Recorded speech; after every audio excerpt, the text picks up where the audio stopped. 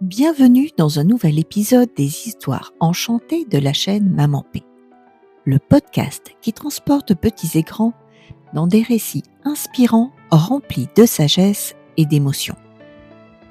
Aujourd'hui, je t'invite à découvrir une histoire qui nous rappelle que nos imperfections, loin d'être des faiblesses, peuvent être de véritables trésors. Imagine un porteur d'eau chargé de 2 jarres, l'une parfaite et l'autre abîmée. Pendant 2 ans, ce simple trajet quotidien nous enseigne une profonde leçon de vie, celle de l'acceptation de soi et des autres, avec leurs défauts et leurs qualités. Dans la jarre abîmée, vous verrez que même ce qui semble être un échec peut donner naissance à quelque chose de beau et d'inattendu. Alors, installe-toi confortablement, ouvre grand tes oreilles et laisse-toi porter par cette histoire aussi douce que réconfortante. C'est parti. Un porteur d'eau indien avait 2 grandes jarres, suspendues aux 2 extrémités d'une pièce de bois qui épousait la forme de ses épaules.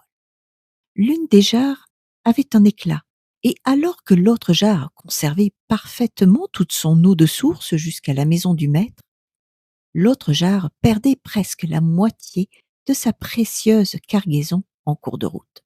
Cela dura 2 ans, pendant lesquels, chaque jour, le porteur d'eau ne livrait qu'une jarre et demie d'eau à chacun de ses voyages.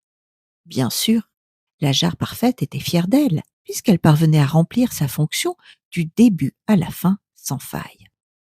Mais la jarre abîmée avait honte de son imperfection et se sentait déprimée parce qu'elle ne parvenait à accomplir que la moitié de ce dont elle était censée être capable. Au bout de 2 ans de ce qu'elle considérait comme un échec permanent, la jarre endommagée s'adressa au porteur d'eau, au moment où celui-ci la remplissait à la source.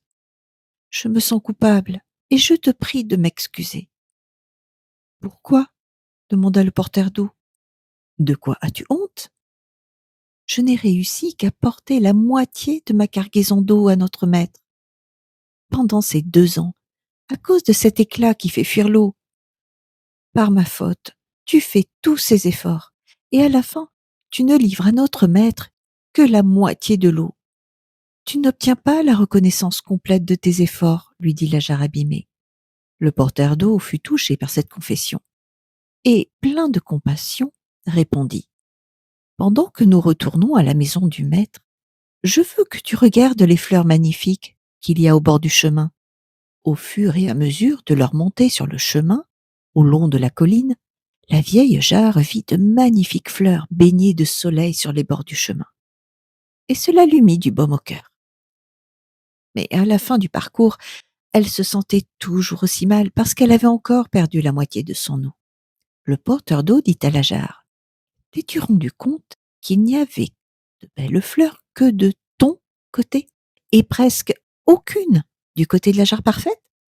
C'est parce que j'ai toujours su que tu perdais de l'eau et j'en ai tiré parti. J'ai planté des semences de fleurs de ton côté du chemin et chaque jour, tu les as arrosées tout au long du chemin.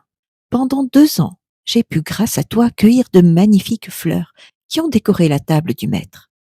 Sans toi, jamais je n'aurais pu trouver des fleurs aussi fraîches et gracieuses. » La morale de cette histoire, nous avons tous des éclats, des blessures, des défauts. Nous sommes tous des jarres abîmées. Certains d'entre nous sont diminués par la vieillesse, d'autres ne brillent pas par leur intelligence, d'autres trop grands, trop gros ou trop maigres. Certains sont chauves, d'autres sont diminués physiquement.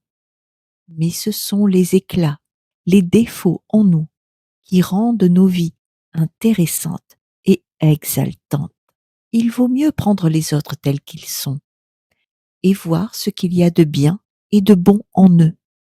Il y a beaucoup de positifs partout et il y a beaucoup de bon en toi.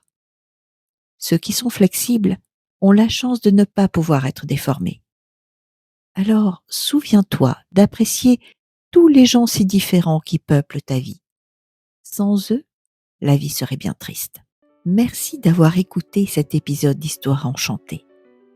J'espère que l'histoire de la jarre abîmée t'a touché et offert une nouvelle perspective sur la beauté de nos imperfections. Et si ce conte t'a plu, n'hésite pas à le partager avec ceux que tu aimes et à en parler autour de toi. Pense aussi à t'abonner pour ne manquer aucun des prochains épisodes et ainsi découvrir d'autres récits qui nourrissent nos cœurs et nos esprits. Souviens-toi, chaque histoire est une fenêtre ouverte sur la compréhension et la bienveillance. À très bientôt pour une nouvelle aventure ensemble.